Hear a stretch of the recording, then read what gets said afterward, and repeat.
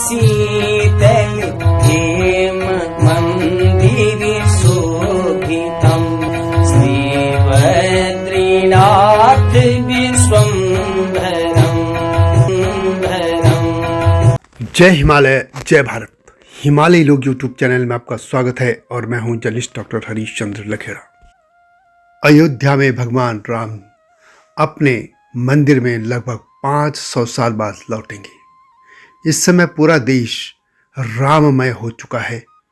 ऐसे मौके पर एक ऐसे महान व्यक्ति का उल्लेख करना आवश्यक है जो भारत में एक मिशनरी के रूप में आए थे, ईसाई धर्म के प्रचार के लिए आए थे, लेकिन यहाँ आकर मृत्यु पर्यंत तक अपना पूरा जीवन उन्होंने हिंदी भाषा, तुलसीदास व महर्षि वाल्मीकि के भक्त बनकर बिता दिया और रामायण पर और हिंदी के जो डिक्शनरी है उस पर उन्होंने ऐसा काम कर दिया जो कि भारत के किसी भी व्यक्ति के लिए संभव नहीं है।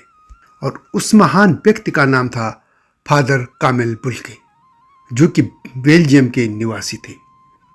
जी हाँ, इस बार मैं फादर कामिल बुल्के को ही स्मरण करूंगा, लेकिन जब तक मैं आगे बढ़ूं आपसे अनुरोध है कि हिमालय लोग यूट्यूब चैनल को सब्सक्राइब अवश्य कर दीजिए जिन्होंने अब तक ऐसा नहीं किया है। मेरे दूसरे चैनल SCL न्यूज और धर्म बुक को भी अवश्य देखिएगा। तो बात करते हैं फादर कामिल बुल्के की।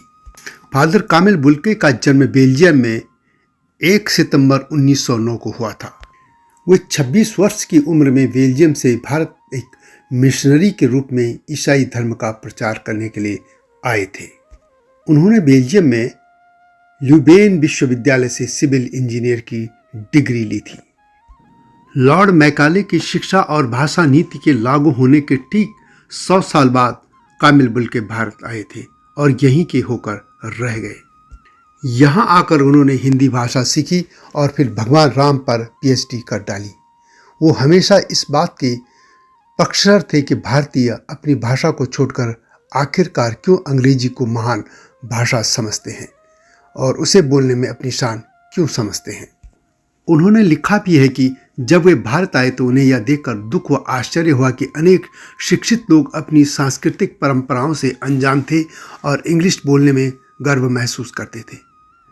वे आगे लिखते हैं कि उन्होंने अपने कर्तव्यों पर विचार किया कि मैं इन लोगों की देशज भाषा की महत्ता को सिद्ध करूंगा। कामिल बुल्के ने निश्चय किया कि अब उनकी कर्मभूमि भारत है और भारत को जानने और समझने के लिए उन्हें यहाँ की भाषा सीखनी और समझनी होगी। बुद्धि से बेहद कुशाग्र व लगन से उन्होंने अपने अगले 5 सालों में उत्तर भारत की लगभग सभी भाषाओं की जननी संस्कृत पर भी अपनी मजबूत पकड़ बना ली थी और हिंदी भी सीखी। 1940 में उन्होंने हिंदी साहित्य सम्मेलन प्रयाग से विशारद की परीक्षा पास की, जिसके लिए उन्हें पुजारी की उपाधि दी गई। कामिल बुल्के ने इसके बाद कलकत्ता विश्वविद्यालय से संस्कृत में मास्टर की डिग्री ली और 1945 में इलाहाबाद विश्वविद्यालय से हिंदी साहित्य में डॉक्टरेट की डिग्री ली। कामिल बुल्के के शोध पत्र का शीर्षक राम कथा की उत्पत्ति और विकास था। फादर कामिल बुल्के का शोध ग्रंथ राम कथा की उत्पत्ति और विकास वैज्ञानिकता और तार्किकता पर आधारित भगवान राम का चरित्र चित्रण है। उन्होंने अपना शोध पत्र हिंदी में ही लिखा था, जबकि तब देश के विश्वविद्यालयों में लोग शोध का माध्यम अंग्रेजी भाषा को बनाते थे। इसके लिए विश्वविद्यालय को अपने नियम बदलने पड़े थे। भगवान राम के बारे में फादर कामिल बुल्के ने लिखा था कि वे महर्षि वाल्मीकि के कल्पित पात्र नहीं है, बल्कि एक इतिहास पुरुष थे, कोई मिथकीय पात्र नहीं थे। उन्होंने ये भी लिखा कि रामायण केवल धार्मिक साहित्य नहीं बल्कि जीवन जीने का दस्तावेज भी है। दूसरी ओर विडंबना देखिए कि भारत के इतिहास का ठेका लेने वाले वामपंथियों ने भारत के इन तमाम देवी देवताओं को, महान पुरुषों को मिथकीय घोषित करने में अपना पूरा जीवन खपा दिया। कामिल बुल्के गोस्वामी तुलसीदास के बहुत बड़े प्रशंसक थे। उनकी दृष्टि में तुलसीदास बेजोड़ थे। तुलसीदास को पढ़ने और समझने के लिए उन्होंने अवधी और ब्रज भाषा सीखी। ईसाई धर्म के बारे में भी हिंदी में उन्होंने कई ग्रंथ रचे। उन्होंने हिंदी में बाइबल का अनुवाद भी किया था और हिंदी की डिक्शनरी यानी जो शब्दकोश है उसके बारे में जब कभी उल्लेख होता है तो बाबा कामिल बुल्के का नाम सबसे पहले आता है। कामिल बुल्के जब भारत आए तो हिंदी की ओर उनका झुकाव हुआ और सबसे पहले उन्होंने गुमला, जो कि आज के झारखंड में है, 5 वर्षों तक गणित की शिक्षा की बनी। उन्होंने पंडित बदीधर शास्त्री से हिंदी और संस्कृत की शिक्षा प्राप्त की। 1940 में विशारद की परीक्षा हिंदी साहित्य सम्मेलन प्रयाग से उत्तीर्ण की। 1949 में वे सेंट जेवियर्स कॉलेज रांची में हिंदी व संस्कृत विभाग के विभागाध्यक्ष नियुक्त किए गए थे। वे बिहार और भारत सरकार की हिंदी की कई समितियों में भी रहे। 1974 में उन्हें पद्म भूषण से सम्मानित किया गया था। अब बात करते हैं उनके शोध ग्रंथ की, जिसमें उन्होंने भगवान राम पर काम किया है। उसका शीर्षक था, जैसे मैंने पहले भी कहा, राम कथा उत्पत्ति और विकास। इस पर 1950 में उन्हें PhD मिली थी।